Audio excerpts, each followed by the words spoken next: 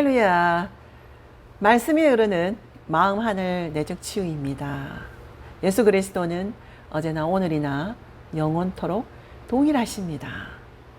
좋은 일은 잘 되니 좋고 안 좋은 일은 모든 것이 합력하여 선을 이룰 것이니 좋은 것이죠.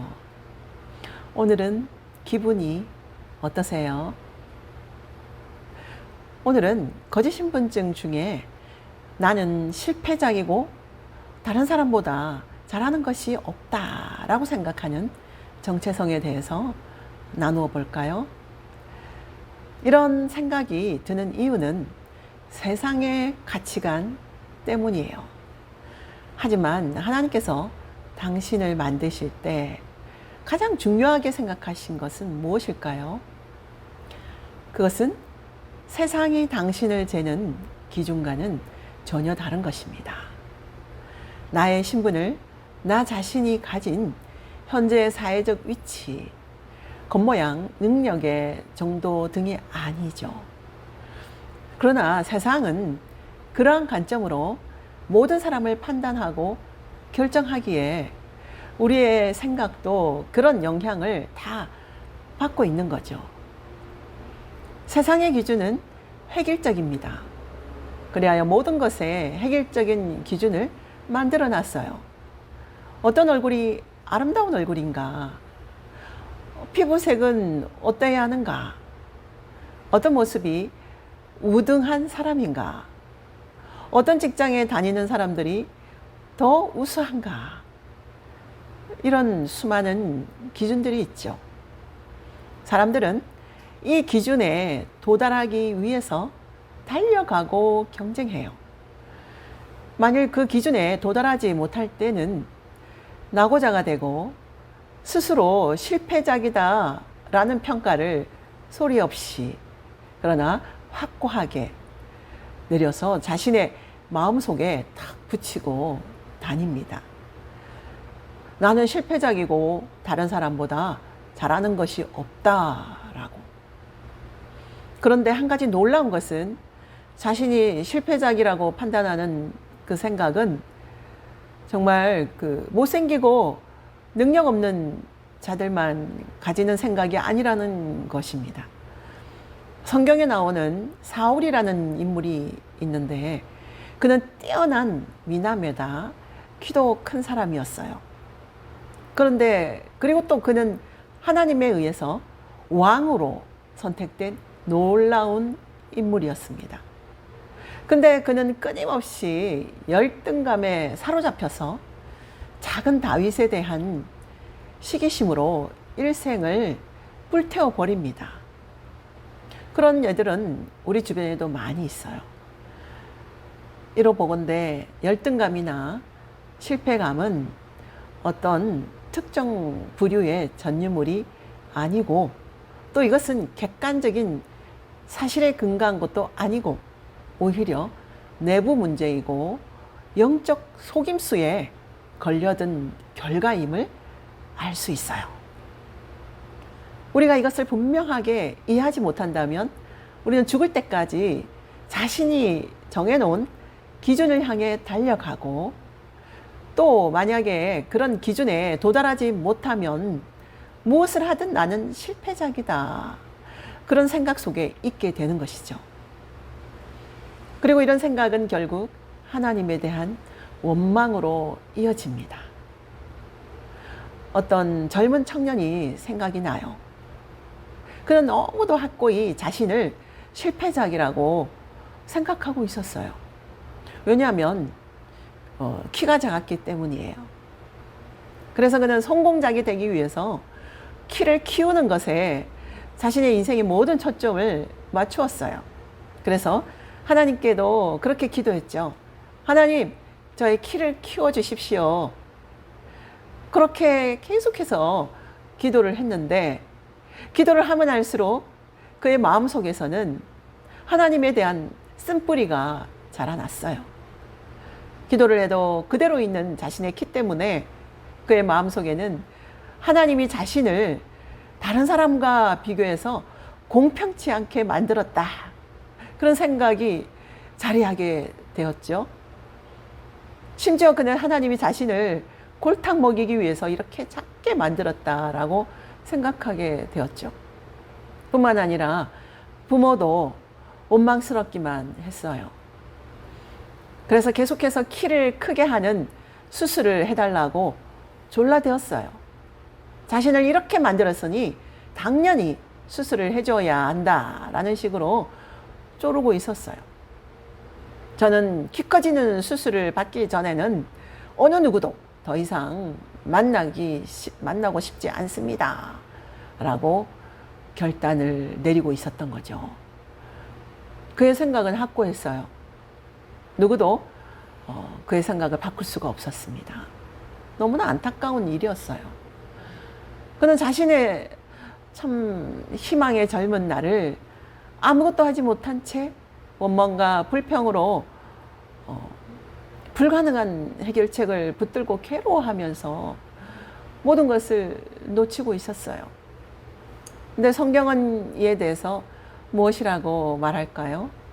시편에서 내가 주께 감사하옴은 나를 지으심이 신묘막측함이라. 주의 행사가 기함을 내 영혼이 잘 아나이다. 내가 은밀한 데서 지음을 받고 땅의 깊은 곳에서 기하게 지음을 받은 때에 나의 형체가 주의 앞에 숨기우지 못하였나이다. 이 시편 기자는 자신이 다른 사람보다 잘났다는 승리감에 이런 고백을 한 것이 아니고 하나님 안에서 자신의 진정한 기준을 발견했기 때문이에요. 그 기준으로 봤을 때 자신은 실패작도 열등한 자도 아닌 너무도 놀라운 하나님의 작품이었던 것이죠. 또 누구보다도 더 비참하고 열등한 외모를 가졌다고 단언할 수 있는 어떤 한 형제가 있습니다.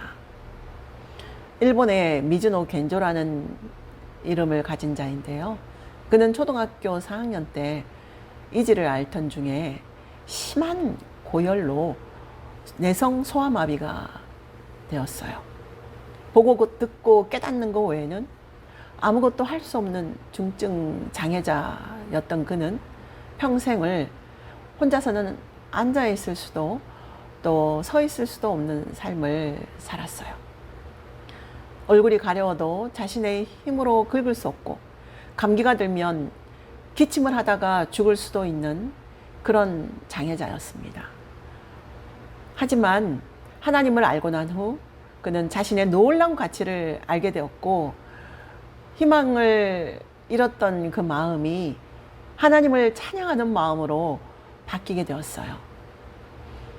이런 그의 마음은 시로 표현되었고 모든 사람의 마음을 울리는 고귀하고 보람 있는 평생을 살다가 갔습니다.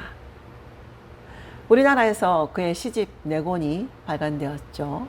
너의 몸을 주께 맡겨. 이런 시편 외에 3편이 있습니다. 그는 눈으로 시를 지었어요.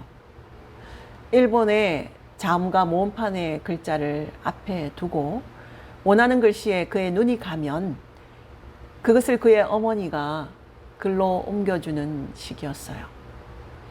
이런 피나는 노력으로 시를 썼습니다.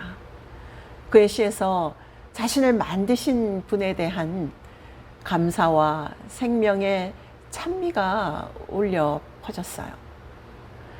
자신을 용납하지 못해 겪는 고통은 그의 시에서 한 구절도 찾아볼 수가 없었어요. 어떻게 이런 일이 가능할까요? 그는 세상의 기준으로 자신을 보지 않았어요. 하나님의 눈으로 자신을 보았고 그러다 보니 자신의 가치를 분명하게 깨닫게 된 것입니다. 자신에 대한 정확한 신분증이 있었기에 그는 다른 사람이 그에 대해 아무리 독한 말로 가치 없다는 평가를 내린다 할지라도 그는 그 거짓된 평가에 조금도 흔들리지 않았어요. 하나님이 당신을 만드실 때 가장 중요하게 여긴 것은 무엇일까요? 그것은 결코 외모가 아닌 당신의 중심, 당신의 속 내면일 것입니다. 왜냐하면 그것이 더 본질적이고 더 높은 차원의 것이며 또 영원히 지속될 것이기 때문입니다. 당신의 정확한 신분은 당신의 현재 사회적 위치, 겉모양, 능력 등이 아닙니다. 그러나 세상은 그러한 관점으로 사람을 판단하고 결정하기에 우리 스스로 그런 영향을 받고 있어요. 나에 대한 잘못된 판단은 내 인생 속에서 끊임없이 잘못된 결정과 행동을 하게 합니다.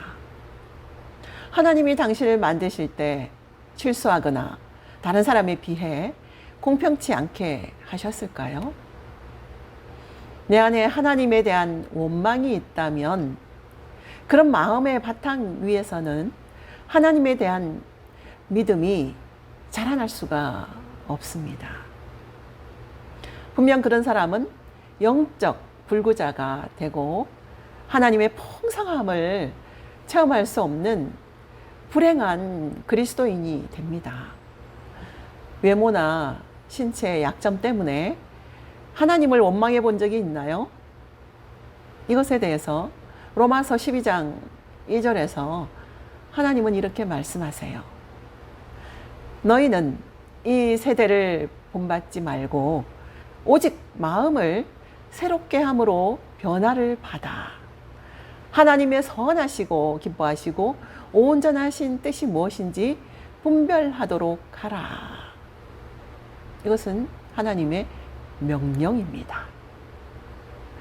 우리가 마음의 중심보다도 외적인 것을 가지고 나 자신에 대한 평가를 내리고 거기 매달려 사는 것은 이것은 분명 사단이 만든 세상의 가치관이요, 세상의 생각이에요.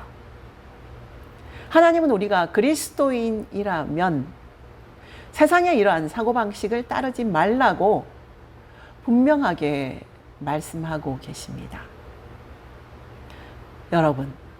여러분은 자신을 어떻게 생각하고 살아오셨나요? 지금 또 나 자신의 모든 삶에 대해서 어떤 평가를 내리고 계십니까? 주님께 여러분의 아이디 카드를 보여주고 사단이 심어준 거짓 신분증을 이제 버리지 않으시겠습니까? 오늘은 여기까지 할게요. 기도하겠습니다. 사랑하는 주님, 사람과 환경을 통해서 나에게 잘못 심어진 거짓 신분증을 내가 깨닫습니다. 이제 저는 나는 실패작이요, 다른 사람보다 너무나 잘할 수 있는 것이 아무것도 없다라고 생각하는 거짓 신분증을 이제 내려놓습니다. 이제 주님의 나를 향하신 놀라운 그 눈, 그 가치관을 받아들입니다.